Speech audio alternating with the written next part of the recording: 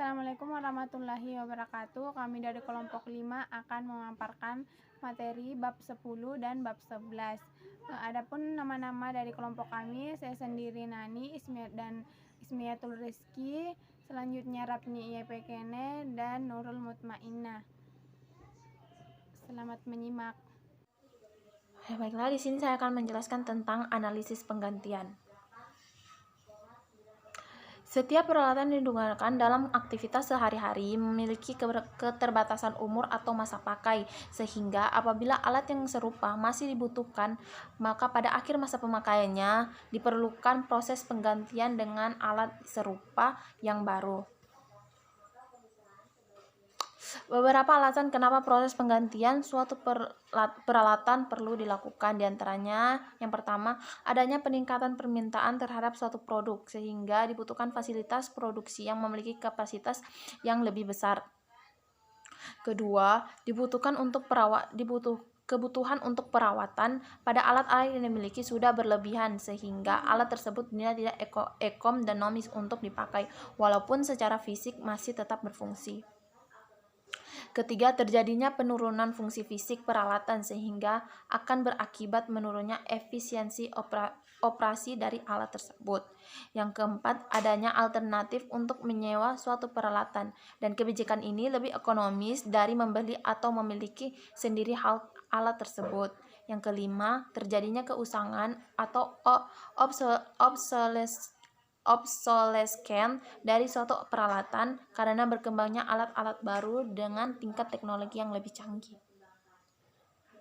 Beberapa konsep dasar dalam analisis penggantian diantaranya ada 4, yaitu konsep defender dan challenger, kedua konsep sunk cost, ketiga sudut pandang dari luar sistem, dan yang keempat umur ekonomis suatu peralatan. Konsep defender dan challenger. Secara umum, analisis penggantian digunakan untuk menentukan apakah peralatan atau aset yang digunakan saat ini perlu diganti dengan peralatan yang lebih baru dan lebih ekonomis, dan kapan penggantian itu sebaiknya dilakukan. Dalam konteks ini, sudah menjadi kebiasaan untuk menyebut aset yang dipertimbangkan, aset yang lama maksudnya ya disebut dengan defender, dan aset yang akan dipertimbangkan atau aset yang baru atau aset yang menjadi kandidat untuk diusulkan disebut dengan challenger. Konsep sunk cost. Sunk cost adalah ongkos yang terjadi pada masa yang lalu dan tidak akan tertutupi sehingga tidak dipertimbangkan dalam analisis ekonomis teknik yang berkaitan dengan kondisi masa yang akan datang. Dalam analisis penggantian, konsep sunk cost juga diabaikan karena hanya kondisi mendatang dari suatu aset yang akan dipertimbangkan. Sudut pandang pihak luar. Pendekatan dengan sudut pandang pihak luar cukup objektif dan lebih disukai karena akan membandingkan performansi ekonomis dari aset yang dimiliki atau defender dengan alternatif perbandingannya challenger, sebagai layaknya pihak ketiga yang bertindak seolah-olah tidak memiliki aset tersebut dengan berlaku sehingga pihak ketiga maka mengambil keputusan akan bebas menentukan apakah ia akan memilih defender dengan ongkos awal sebesar harga jualnya pada saat itu atau memilih challenger sebagai alternatif yang lain. Di sini ada contoh soal. Misalnya mesin A dibeli 4 tahun yang lalu dengan harga 22 juta. Perkiraan umurnya adalah 10 tahun dan estimasi nilai sisanya adalah 2 juta. Pengeluaran operasionalnya sebesar 7 juta setahun. Pada saat ini sebuah dealer menawarkan mesin B yang fungsinya sama dengan mesin A dengan harga 24 juta. Umumnya diperkirakan 10 tahun dengan nilai sisa 3 juta pada akhir umurnya. Ongkos operasional diestimasikan sebesar 4 juta per tahun. Data-data menunjukkan bahwa investasi mesin-mesin tersebut bisa memberikan harapan MARR sebesar 15%. Bila perusahaan memutuskan untuk membeli mesin B, maka dealer juga sanggup membeli mesin A tersebut seharga 6 juta. Permasalahan yang harus dijawab sekarang adalah apakah perusahaan sebaiknya tetap menggunakan mesin A atau menjual dengan menggantinya dengan mesin B.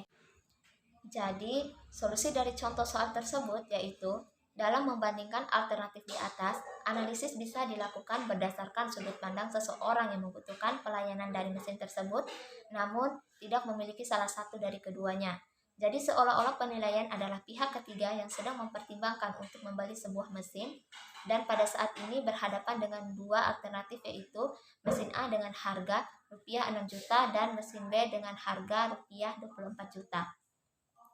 Dari sini bisa dilihat bahwa aliran kas masa lalu dari mesin yang mungkin berupa sunk cost tidak perlu dipertimbangkan.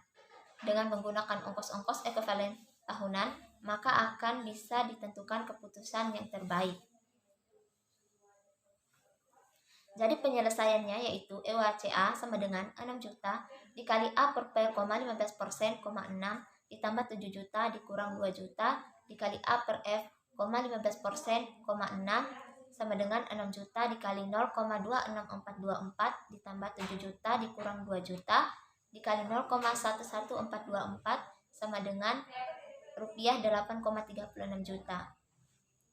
Dan EWACB sama dengan 24 juta dikali A per P, 15%, 10 ditambah 4 juta dikurang 3 juta dikali A per F, 15%, 10 sama dengan 24 juta dikali 0,19925 ditambah 4 juta dikurang 3 juta dikali 0,04925 sama dengan rupiah 8,64 juta. Umur ekonomis suatu aset. Perhitungan umur suatu aset berguna untuk memperkirakan kapan aset tersebut sebaiknya diganti. Tentu saja penggantian akan dilakukan apabila secara ekonomis memang lebih baik daripada tetap menggunakan aset yang lama atau defender. Beberapa contoh analisis penggantian, yaitu yang pertama, penggantian karena peningkatan kebutuhan kapasitas, yang kedua, penggantian karena biaya perawatan yang berlebihan, yang ketiga, penggantian karena keusangan, dan yang keempat, penggantian dengan menyewa. Contoh soal, sebuah peralatan pembantu pada pembangkit tenaga listrik sedang mengalami kerusakan. Alat ini masih bisa diperbaiki dengan biaya rupiah 15 juta. Perbaikan ini akan menyebabkan alat tersebut bisa berfungsi selama 3 tahun. Selama 3 tahun tersebut, alat tadi diperkirakan membutuhkan biaya perawatan sebesar rupiah 1,2 juta per tahun. Manajer teknik juga sedang memikirkan alternatif lain, yakni membeli alat baru yang fungsinya sama seharga rupiah 65 juta. Alat ini diestimasikan bisa berfungsi secara ekonomis selama 20 tahun dengan biaya perawatan rupiah 200.000 setahun. Perusahaan menetapkan MRR 12% sebagai dasar analisis. Bila Anda adalah analisis yang diserahi tugas untuk menganalisis permasalahan di atas, alternatif mana yang Anda sarankan? Solusi dari contoh soal tersebut, yaitu kedua alternatif di atas, bisa dibandingkan berdasarkan ongkos-ongkos ekuivalen tahunannya. Dengan penyelesaian EWAC1 sama dengan 15 juta dikali A per P, 12%, 3 ditambah 1,2 juta sama dengan 15 juta dikali 0,4164 ditambah 1,2 juta sama dengan rupiah 7,446 juta. Dan EWAC2 sama dengan 65 juta dikali A per P, 12%, 20 ditambah 0,2 juta sama dengan 65 juta dikali 0,1339 ditambah 0,2 juta sama dengan rupiah 8,904 juta. Jadi, dengan analisis di atas, maka perusahaan sebaiknya memperbaiki alat yang ada, sehingga memberikan penghematan sebesar rupiah 1,458 juta per tahun. Nah, di sini saya akan menjelaskan tentang analisis manfaat. Analisis manfaat, biaya, atau benefit cost analysis adalah analisis yang sangat umum digunakan untuk mengevaluasi proyek-proyek pemerintah dari berbagai sudut pandang, dari relevan terhadap ongkos maupun manfaat yang disumbangkan. Suatu proyek dikatakan layak atau tidak bisa dilaksanakan apabila rasio antara manfaat terhadap biaya yang dibutuhkan lebih besar dari satu. Oleh karena itu, dalam melakukan analisis manfaat biaya harus dikuantifikasi dan bila perlu dalam bentuk mata uang. Secara matematis, rumus B per C sama dengan manfaat terhadap umum atau ongkos yang dikeluarkan pemerintah kedua Ukuran tersebut sama-sama dinyatakan dalam nilai present worth atau nilai tahunan dalam bentuk nilai uang apabila rasio B per C sama dengan 1. Maka nilai rupiah ekuivalen dengan manfaat sama dengan nilai rupiah yang ekuivalen dengan ongkos. B per C sama dengan manfaat ekuivalen per ongkos ekuivalen di mana manfaat ekuivalen sama dengan semua manfaat setelah dikurangi dengan dampak negatif. Dinyatakan dengan nilai uang, sedangkan ongkos ekuivalen adalah semua ongkos yang telah dikurangi besarnya penghematan yang biasa didapatkan oleh sponsor proyek pemerintah. Ongkos yang harus ditanggung oleh suatu proyek terdiri atas ongkos-ongkos investasi dan ongkos operasi dan perawatan. Maka dalam rumus untuk analisis ini, B per C sama dengan manfaat neto bagi umum dikurangi ongkos operasi dan perawatan. Dari ongkos atau investasi proyek, jika rasio B per C lebih dari 1, maka proyek tersebut bisa diterima. Jika kurang dari 1, maka proyek tersebut ditolak. Jika rasio B per C sama dengan 1, maka kondisi proyek tidak berbeda antara bisa diterima atau tidak. Contohnya di sini, karena banyak kecelakaan lalu lintas yang terjadi di sebuah jalan raya, maka pemerintah lalu lintas Departemen PU sedang mempertimbangkan untuk membuka jalur baru. Diestimasikan bahwa ongkos pembangunan jalur baru per mil adalah 900 juta dengan perkiraan umum 30 tahun dan ongkos perawatan tahunannya diperkirakan 3% dari ongkos awal. Kepadatan lalu lintas pada jalan ini adalah 10.000 kendaraan per hari dan analisis dilakukan dengan tingkat bunga 7%. Dengan dibukanya jalur baru, estimasi kecelakaan akan menurun dari 8 menjadi 4 per 100 juta milik kendaraan. Ongkos-ongkos yang akan ditimbulkan dari adanya kecelakaan meliputi ongkos kerugian properti, pengeluaran untuk keperluan medis, dan hilangnya upah bagi orang yang mengalami kecelakaan. Dari data yang diperoleh, informasi bahwa rata-rata ada 35 kecelakaan ringan dan 240 kerusakan properti untuk setiap kecelakaan fatal. Ongkos ekuivalen saat dari setiap klasifikasi kecelakaan tersebut sebagai berikut. Kecelakaan fatal per orang adalah 400 juta, kecelakaan ringan 14 juta kali 35 sama dengan 460 juta, kerusakan properti 3 juta dikali 240 jadi 720 juta. Jadi total adalah 1.610 juta. Dengan metode B per C ditentukan apabila usulan pembukaan jalur baru tersebut diterima atau tidak. Nah, solusinya di sini manfaat ekuivalen tahunan yang diharapkan per mil adalah 8 sampai 4 dikali 10.000 dikali 1.610 juta dibagi 100 juta sama dengan 644.000. Ongkos ekuivalen tahunan per mil yang harus ditanggung oleh pemerintah adalah 900 juta.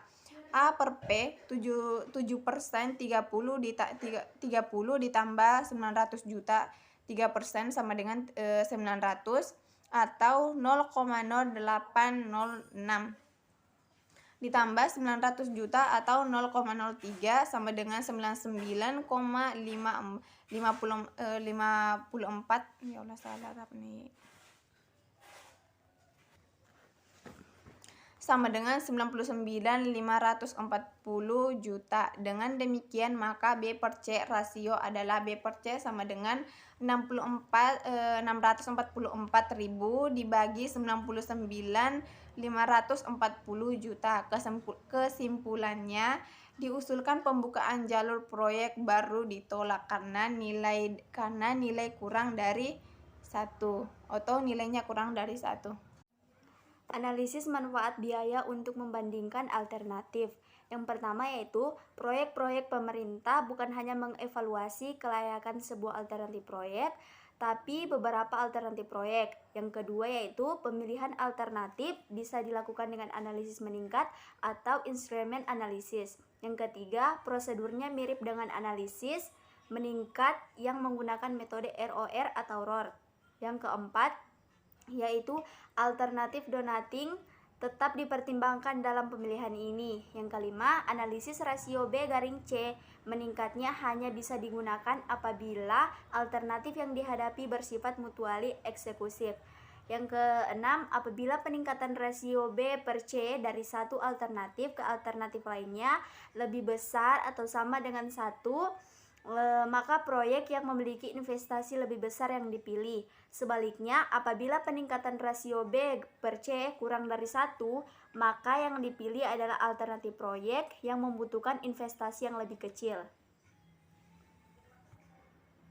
Dan di sini ada contohnya, yaitu Departemen Pariwisata sedang mempertimbangkan 4 alternatif proyek rekreasi di Jawa Timur. Sebut saja alternatif A, B, C, dan D. Besarnya manfaat ekuivalen tahunan, ongkos ekuivalen tahunan, dan nilai rasio dari keempat alternatif terlihat pada tabel berikut. Dan bisa dilihat dari tabel yang di bawah ini, yaitu alternatif A sampai D. Manfaat ekuivalen tahunan, nilai dari A yaitu 182 juta, B 167 juta, C 115 juta, dan D 95 juta. Dan ada ongkos ekuivalen tahunannya, yaitu A 91,5 juta, B 79,5 juta, C 88,5 juta, yang terakhir 50 juta. Dan ada resiko B/C nya, yang A 1,99, yang B 2,1, yang C 1,3, dan yang D 1,9. Bisa dilihat sekilas, kita dapat terjebak untuk langsung memilih alternatif B karena memberikan rasio B/C terbesar dari keempatnya. Namun dalam kasus ini bukan B yang terbaik. Alternatif terbaik bisa dipilih dengan analisis B/C meningkat seperti halnya yang bisa dilakukan pada analisis ROR meningkat. Secara ringkas, proses pemilihan alternatif di atas ditunjukkan pada tabel berikut ini, yaitu alternatif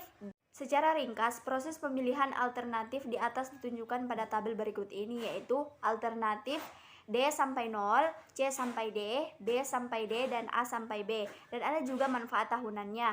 Yang D sampai 0 sama dengan 95 juta, C sampai D sama dengan 38,5 juta, B sampai D sama dengan 29,5 juta, A sampai B 12,0 juta. Dan ada juga ongkos tahunannya. D sampai 0 yaitu 50 juta, C sampai D 38,5 juta, B sampai D 29,5 juta, dan A sampai B 12 juta.